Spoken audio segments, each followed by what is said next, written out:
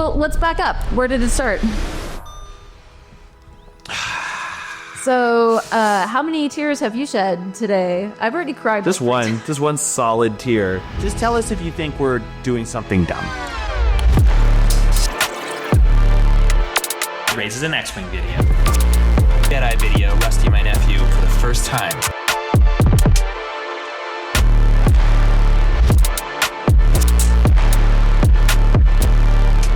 Going down memory lane and how YouTube basically destroyed our life and our marriage and our career as we know it, and how we're ready to come back to YouTube. We're so excited to be YouTubers again.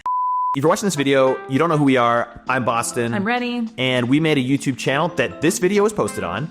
And that YouTube channel grew to over 100,000 subscribers. We were living off of it for a couple of years, and we crashed and burned. Hardcore. Literally, like, revenue went from like, hey, you have a living wage to you have no money and you better figure out what you're gonna do. If you are watching this video and you are an aspiring influencer, if that's what you wanna do with your life, just do something else. Something else. We have two huge pieces of advice that we're gonna break down in this video. And this is real advice. If you wanna do it, you can do it. But number one, I'll just come out the gate, you always need to be able to pivot. But also, we're gonna share this golden rule of what I am doing now, what Rennie is doing now, what we are doing together as influencers. Whatever changes in the social media landscape, if you do this one thing that we'll share, that will actually guarantee that you can continue to be an influencer, because it's literally what we're doing. Let's rewind. Back in when our YouTube channel was actually working.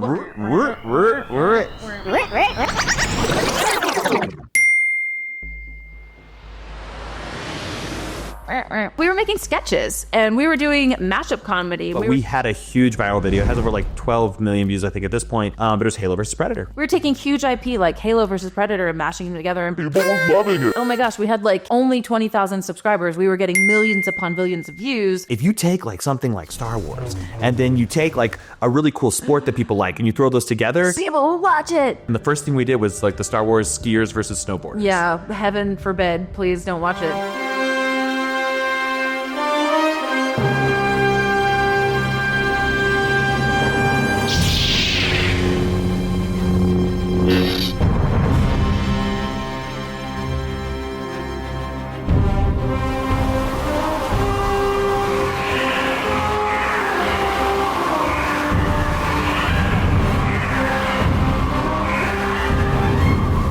Because Reddy's in it. You can still see it on our channel. I'm like the caboose. It's still there. We like worked with these people who actually knew how to ski and like do trips and stuff, and then it was like me.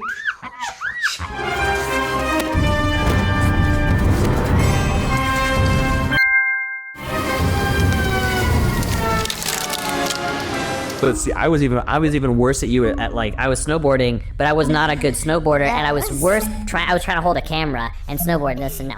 We wiped out several times. And so if you're a TikToker or somebody out there and you're like, well, I don't have a lot of followers yet, but I seem to be able to make content that pops in that algorithm, that is an incredible skill. It doesn't go away. Stick with it. You can keep going. There's more competition, but like just it's all consistency, which is the one thing we didn't figure out how to do very well. Yeah, well, when you're making like high-end content and not just vlogging about your day every day, it's a lot harder to keep up with the algorithm, which is basically what destroyed us in like 4 years later. Yeah. 5 years later? I don't even know. We would fly home from the Bay Area to Utah, and we actually had a team of 5 people at that time that we were making content with. We flew back for Care Bears versus Destiny, and it was like lovely weather over in the Bay Area, and we fly over to Utah, and it's like 19 degrees, and it's like everything's covered in a layer of ice, and we take a red-eye flight, and we get up at like the crack of dawn in order to make this little sketch. Trying to see if this weather would calm down, which kind of is ebbing and flowing.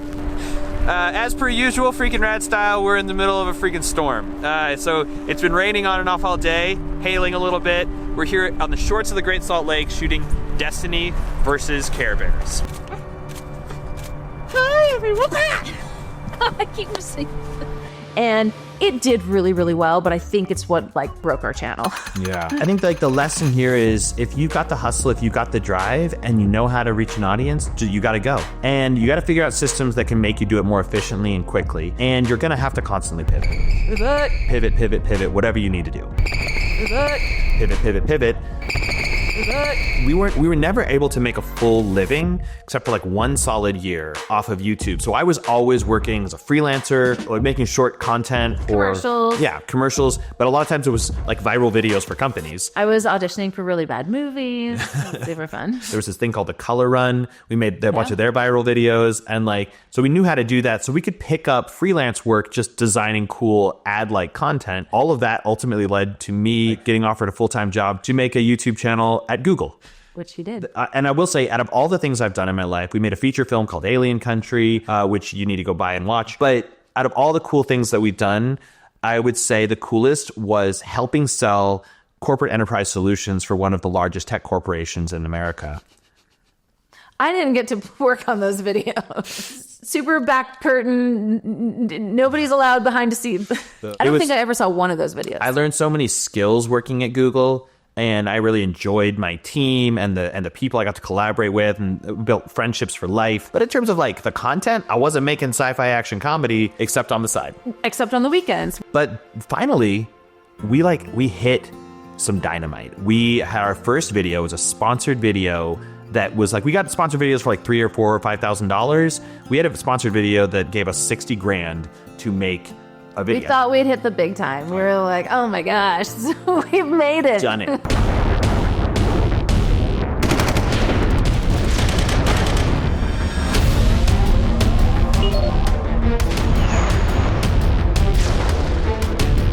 We're clear, but not out of the woods yet. Double defenses, get ready for retaliation.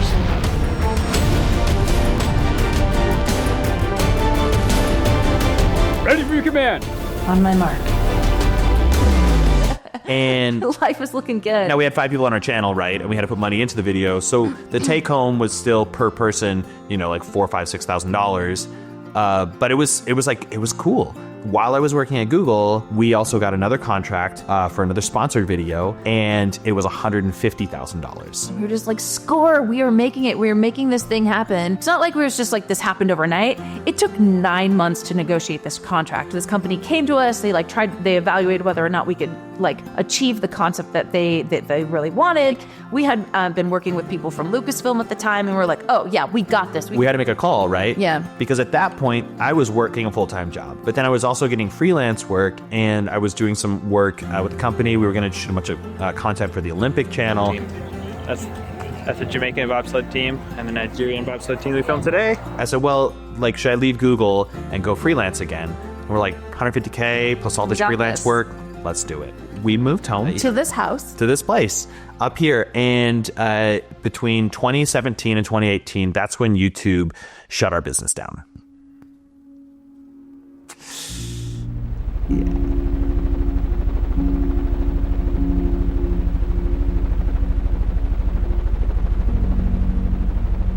YouTube decided to change, right? YouTube was changing its mandate. And the sketches that we were doing were literally just not competing anymore. They were not getting viewed, and there were 5 people we were trying to support. We literally had a breakup. Real talk, it was just like eating us alive. It was not sustainable. Let me put this into perspective. We would post a video, and we would get around 500,000 to 1 million views guaranteed. I posted a video in 2018, and it got 3,000 views. But after dividing that 5 ways and paying for production costs and having our overhead, it actually just didn't cut it. And we had to pivot. We had to do something completely different. So we didn't plan to leave YouTube exactly. We thought To tell this story so that you know that A, you can get through it, and B, you need to employ a couple really key strategies in order to actually keep going and not face what we've faced many times, which is hardcore burnout. I think that the sting of that for me is kind of over. Yeah. I'm just like, no one told me that. I didn't know, so we were just like, oh. No, it's just in the data, and it was just like, oh, pivot. We were trying everything. We were throwing stuff at the wall. Destiny Girl, oh my gosh. Oh, we did tried a web series. We tried to do a web series. We were like, when we say pivot, it's not just like you pivot and you figure it out. No, you've got to pivot once, and then you got to pivot twice, and like you got to keep pivoting, and sometimes it feels like you go full circle. We even did a live stream where we were playing like Call of tabletop. Cthulhu, We were playing like- tabletop games. Like we were trying to Twitch stream and all this sort of stuff. We did everything. We played videos, like games in VR. We were like, what are we doing? Like, how can we make this channel work? Yeah. And at the end of the day, what we probably just should have done was post regular content about how to make film. Yeah, but here was the big issue. We'd never made a film before. We'd made a ton of commercials. We had made a ton of like sketch comedy and like put them up on YouTube, obviously. But like we were like, no one's gonna listen to us if we've never made a movie before. Like if we've actually never like made a film.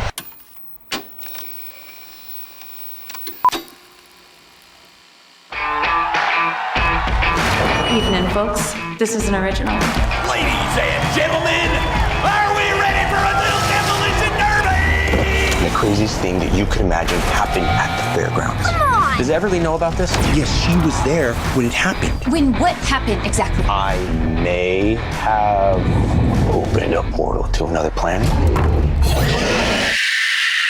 We didn't actually mean to leave YouTube. We were like, oh, we're going to vlog about making our movie Alien Country at the same time. We're so brilliant. This is going to be awesome, guys. Right. That was the dream. That was the dream. Just so you know. We're going for it. We're going to make a feature film, but we're going to do something that no directing duo has ever done in the history. Yeah, and there's a reason for that. Making a feature film and being a full-time YouTuber, those are two full-time jobs. There's no doubt. They're more than full-time jobs, let's be honest. Yeah. Like, seriously. We actually kept going, wrote our feature film, and in 2020, we're like, all right, let's start our vlogs, let's go. We got about 4 vlogs in, and no, like there's no time. Yeah. And I was we were so bummed.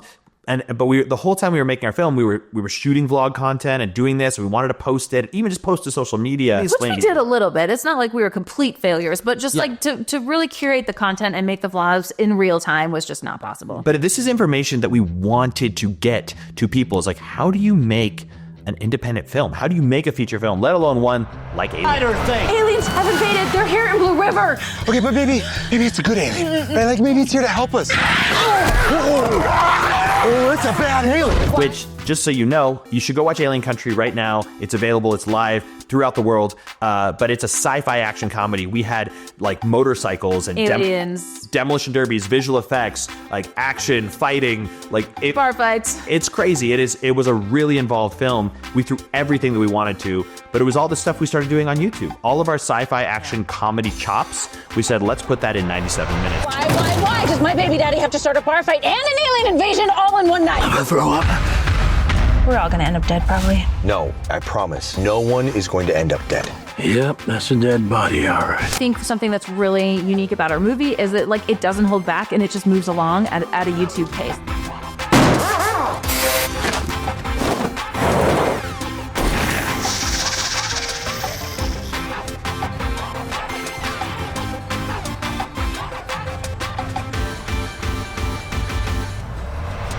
The funny reason why we've come back to YouTube. We left YouTube, so to speak, in order to like make a product that we could sell. And now we're coming back to YouTube because we just literally need to drive traffic to the product that we made that we could sell. If you want to be an influencer, if you want to make money creating your own content, AdSense is a real revenue stream. It's one of 5 revenue streams that we found. We talk about our revenue streams in other videos, but like AdSense is a great way to make money. For us, it was not the biggest money maker. We were making a lot more in sponsored videos. So we really decided business-wise, we're going to pivot. We don't want to just serve up our content and hope that it gets an audience, and because ultimately that means you're making really cool videos for free. So we're like, well, what can we make that's like what we're making, but we'll get paid for it? And the answer was a feature film. Because like a decade ago or 5 years ago, if you had a feature film, you could license that feature film for hundreds of thousands of dollars per license, or millions of dollars if you really hit it big. Do we need another moment of silence? I think so. I think we do.